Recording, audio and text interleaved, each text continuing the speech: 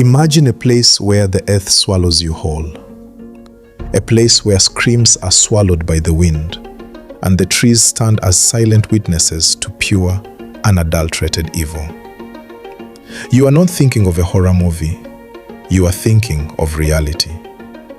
You are thinking of March 22nd, 2014, a day that would permanently stain the history of Nigeria.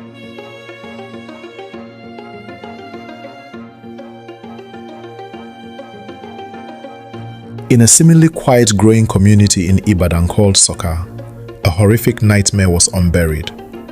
They called it the Ibadan Forest of Death. Some called it the Soka Forest of Doom. But words can never capture the true terror of what was hiding behind the thick bushes. On that fateful day, the authorities and locals stumbled into what looked like a kitchen for wild animals. But the prey was human. Over 50 decaying human bodies were scattered across the floor. Over 50 human skulls stared back at the searchers. Hands, limbs, and personal belongings, shoes, bags, and clothes of men, women, and children were littered like garbage. These innocent souls had been captured, caged, and violently unalived. For almost 10 years, this massive industry of horror ran smoothly. People were brought in. People never came out. Who were the masterminds? Who were the victims? And why did the government rush to bury the truth? This is the story of the Soka House of Horror. To understand how this nightmare was finally exposed, we must talk about a man named Abaka. Abaka was a simple commercial motorcyclist.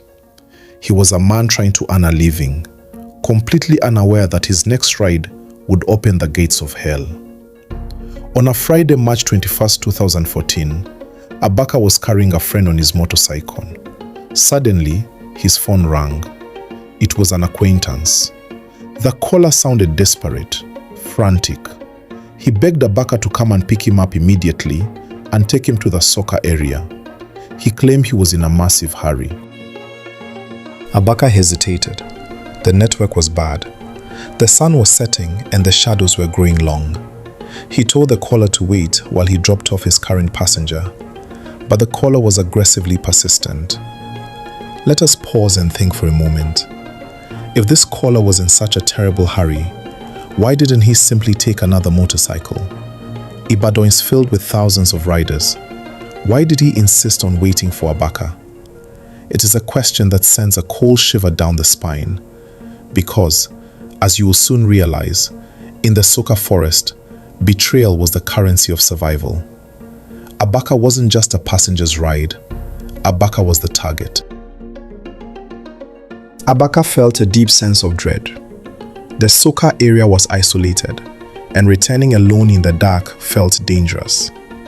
Trusting his instincts, he picked up his cousin to keep him company. Together, the two of them went to meet the desperate caller. They rode into the Soka area, and they vanished from the face of the earth. The next morning, Saturday, panic set in. Abaka did not return home. His family and his fellow riders grew highly anxious. They started asking questions. Finally, the first passenger remembered the strange phone call about the Soka area. Then, the unthinkable happened. A phone call came through. It was Abaka. When Abaka's family answered the phone, what they heard will haunt them until their dying breath. Abaka's voice was muffled. He was terrified. He whispered into the phone, "I don't know where I am. It looks like I have been buried alive." He told them he and his cousin were ambushed. He couldn't see anything. It was pitch black. Immediately, a massive search party of motorcyclists dropped everything. They rode to the Soka forest like an army, determined to find their brother. The searchers arrived at a river bordering the Soka forest. There, lying silently in the dirt, was Abaka's motorcycle. Their hearts pounded. He was close. They split up, moving deeper into the forest, climbing the hills toward a cluster of uncompleted buildings. As they approached the thickest part of the bush, a sound stopped them in their tracks. It wasn't the sound of animals. It was a chorus of weak, raspy, dying voices. Voices begging for water, crying out in pure agony. The search party rushed toward the uncompleted building. Suddenly, bang! A gunshot rang out, then another. Guards armed with rifles were shooting at them from the shadows. The riders retreated, but by now, they knew they had stumbled onto something far more evil than a simple kidnapping. Overpowering the armed guards through sheer numbers, the search party broke into the main building. What they saw inside paralyzed them with fear. Dozens of human beings, men and women, were chained to the concrete walls like livestock. They were nothing but skin and bones, living skeletons. Some had been chained there for so long they had forgotten their own names. The searchers smashed the chains, setting the captives free. But as they opened the doors to the surrounding buildings, the true horror of the Soka forest was exposed. Rooms filled to the brim with decaying human remains, bodies with missing limbs, bodies without heads. It was a factory of death. People were being harvested. People were being unalived in the most brutal ways imaginable. While this nightmare unraveled, the search party was desperately calling Abaka's phone. Abaka picked up one last time. He cried, "My battery is dying. I can hear your footsteps above me. You just have to dig." They clawed at the earth with their bare hands. They dug hole after hole, but the forest was too vast. Abaka's phone died, and he was never, ever found. His body remained somewhere beneath the dark soil of Soka.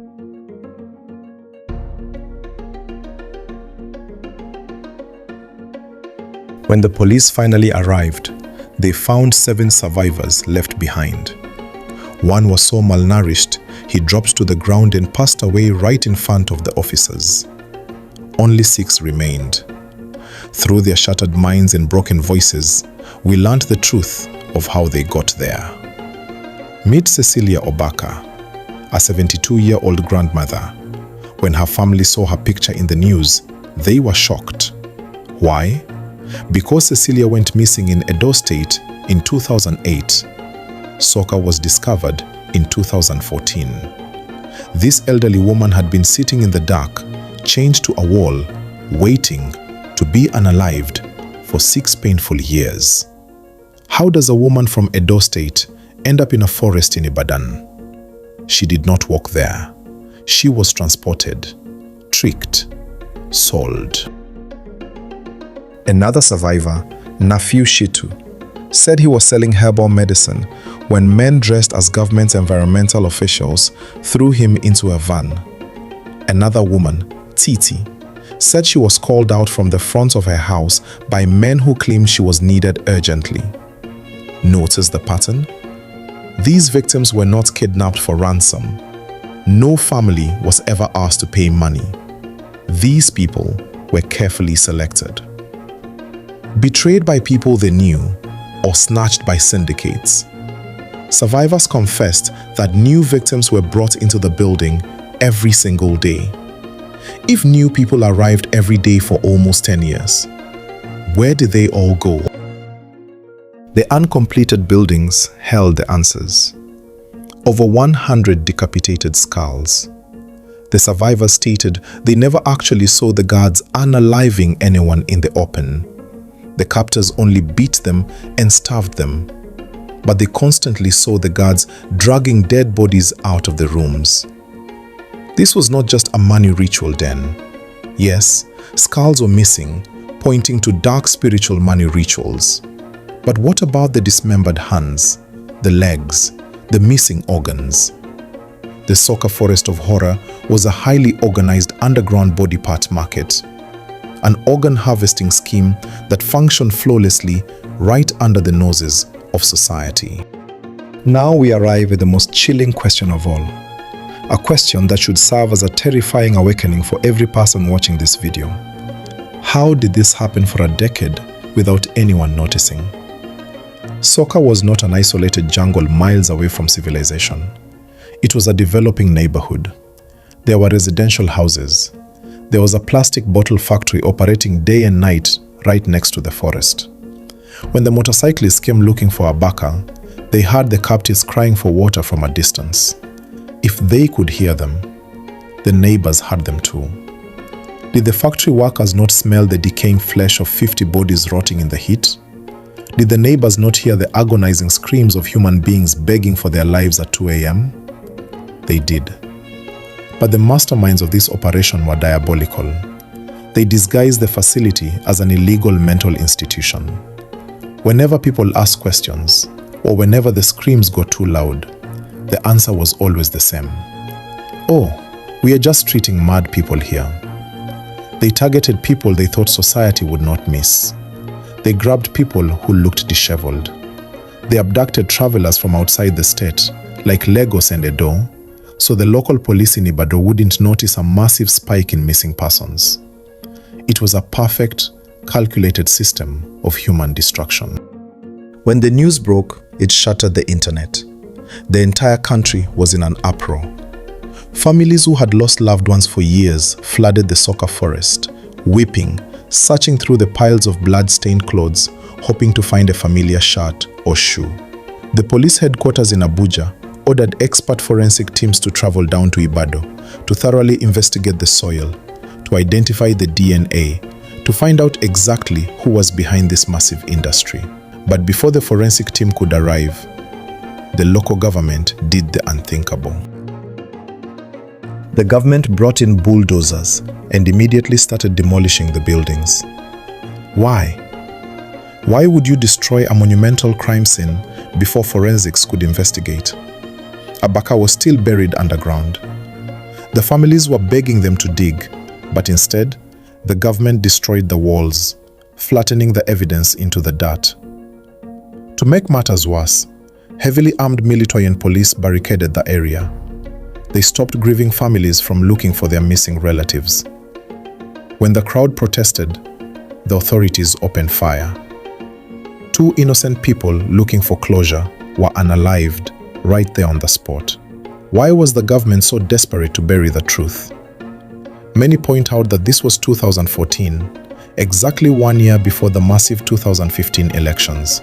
The rumor mill roared with terrifying allegations. Were powerful politicians using this human abattoir to secure spiritual power for their campaigns? Were high-ranking officials involved in the organ trade?